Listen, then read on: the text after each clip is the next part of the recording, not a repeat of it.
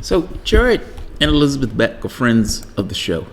And in being friends of the show, I know I keep saying this, I tend to follow their works, their efforts, the things that they do. The 11th Circuit Court of Appeals is hearing their case again. This case involves reviving essentially the lawsuit, the DNC fraud lawsuit that was brought to try to extract a penalty out of the Democratic Party for cheating Bernie Sanders. Now, to me, this just seems straightforward, but there are legal precedents, and I guess I make the argument that if you look at my face and you tell me that I'm impartial, and you're taking money under this idea that you're impartial, and you turn around and you find out that you're not impartial, then you've just lied to me, you've just defrauded me. But it goes beyond that from the standpoint of a legal thing, because you're dealing with political parties, and it's a little different. The judges don't necessarily like to instigate themselves into the political arena. But Jared Beck, to me, makes a convincing argument on why they need to, and I'm going to get to that in a moment. But just to give a little bit of information about the case that's taken place, I was fascinated by this. As reading through it, the guy who wrote this article did a really good job on this article. Bernie Sanders backers battled DNC in the 11th Circuit Court.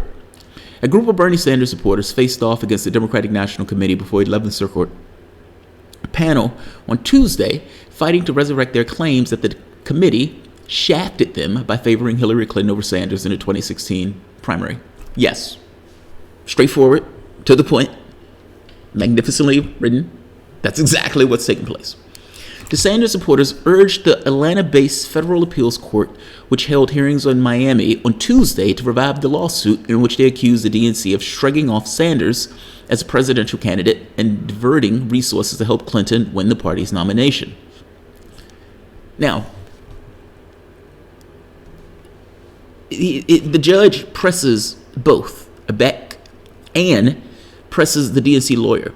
Now, Beck makes a really good argument here that I love. The DNC lawyer is somewhat slimy, and I'm going to get to what I mean. And even the judge is pressing him on a very particular point, which is right. Now, it is a hard thing in the world to get somebody to admit to something that they are paid not to admit. So, fair enough, he's going to take his position. So, right here. One of the hacked documents, this is Jared Beck's making his argument.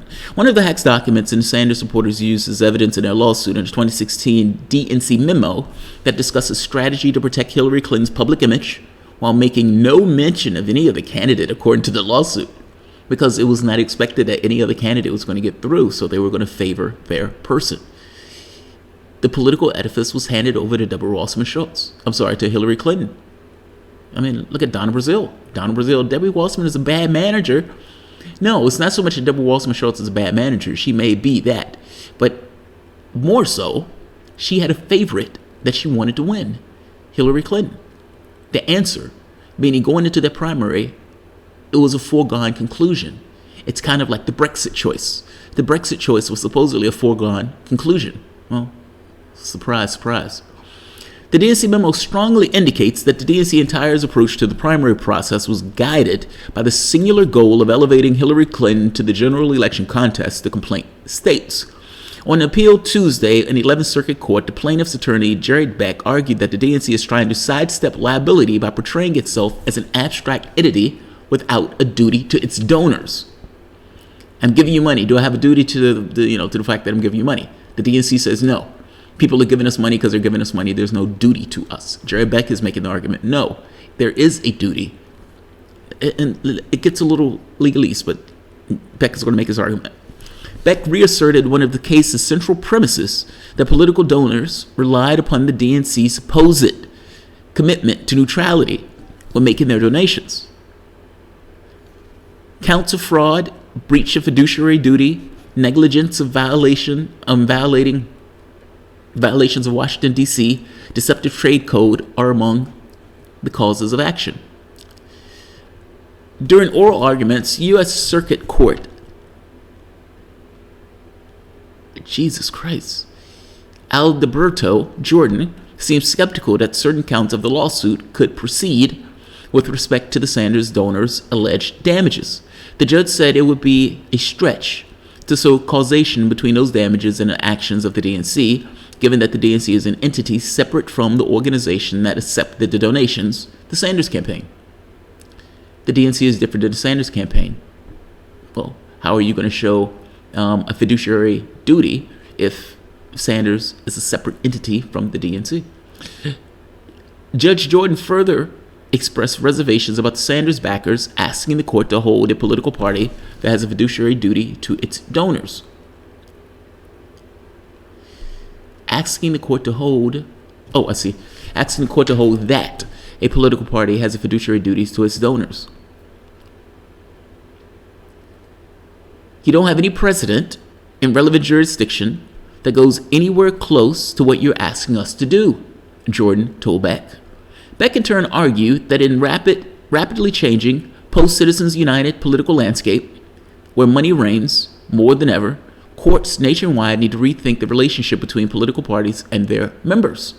He maintains that the clients had standing to bring the federal court action not only because it sustained financial losses, but because the statute and the value, quote-unquote, of the Democratic Party, of which many of them are members, was diminished. It was an argument analogous to the securities law case in which the shareholder sues over diminishment in a company's value due to the wrongful acts of the board member. The board takes an action. That action diminishes the value of the company itself, in which case it diminishes the money that's in their pocket. That's the way I understand it, the company's value, or the value of the company if they're holding stock or whatever. Beck said that the revelation of the alleged Clinton coddling significantly reduced the viability of the Democratic Party. You cheated my guy, you're not getting my vote. Of course, the Democratic Party disagrees with this. The lawyer Bruce Spiva called it a church fight with boilerplate damage claims. That doesn't say on boilerplate. That sounds pretty straightforward. In fact, it sounds like a new legal argument. He's asking a judge to make a certain precedent saying that we're in a different world. And in a different world, you can't just keep looking back to old case law. We need to start rethinking the way the case law is being expressed or interpreted. Fair enough. In that August 2017 dismissal order, senior U.S. District Judge William Zlash appeared reluctant to grant relief on matters concerning the internal workings of the Democratic Party. And I find this part interesting. I love this. Grave questions regarding the DNC's right of association would undoubtedly arise if the court were to enjoin the DNC in a particular manner of governance, the ruling states.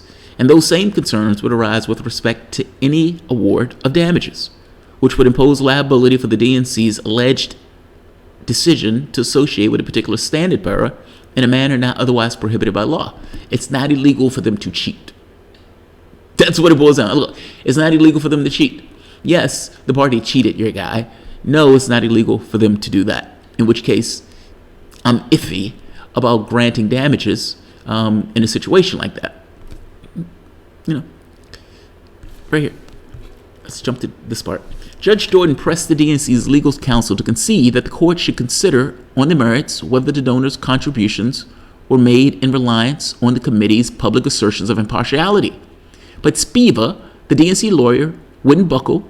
In a serpentine exchange with the judge, serpentine meaning he's wrapping himself in knots. He's weaving, he's bobbing and weaving to try to avoid the clear reality that the answer is yes. The answer is yes. My mom never wanted me to be a lawyer because she didn't want me to be a liar. The answer is yes. But Spiva, the DNC lawyer, wouldn't buckle. In a serpentine exchange with the judge, he refused to acknowledge that the donors' alleged losses represented cognizable injury in the federal court. The DNC made a point of arguing that it did not improperly favor Clinton and that many of the hacked emails were taken out of context. Many? What about Donna Brazile? Was Donna Brazile taken out of context? She was pretty damn clear. And by the way, if you tell me that you're being impartial to me and I give money under this idea that you're being impartial, and I find out that you were not being impartial, you have lied to me and you have defrauded me. Why in the hell would anybody give to Sanders knowing the Democratic Party was going to cheat? Sanders. They gave him, $200 million, some insane amount of money? Would people have given him that money if the Democratic Party says, yes, we're going to cheat your guy because we want Hillary Clinton to win? Just saying. The answer, of course, is no. They defrauded those people. They made those people believe that they were in a fair and impartial contest. And you find out that they were not in a fair and impartial contest. And those people were donating money thinking they were in a fair and impartial contest. Just saying. The idea that he can't own up to that, he's a lawyer. And I like the way he writes it. In a serpentine exchange with the judge, he refused to acknowledge that the donor's alleged losses represented a cognizable injury in the federal court. The fact that the judge was pressing him on it, meaning the judge, at the very least, understands this to be true. And I often wonder whether or not this prejudices the case. Meaning, the fact that he can't own up to something, that's pretty straightforward. And does this judge look at Spiva here as being honest? Or does the judge look at Spiva as he's representing his case and he's not being genuine when he's making this particular argument? He's just representing his case. He's paid to take a position. So, Jared and Elizabeth Beck doing their best to kick ass. So, I'm not going to keep this one long because it's 2 a.m. here. So, if you guys enjoy the content, please feel free to share, like, subscribe. You can always support through PayPal or Patreon. Thanks all.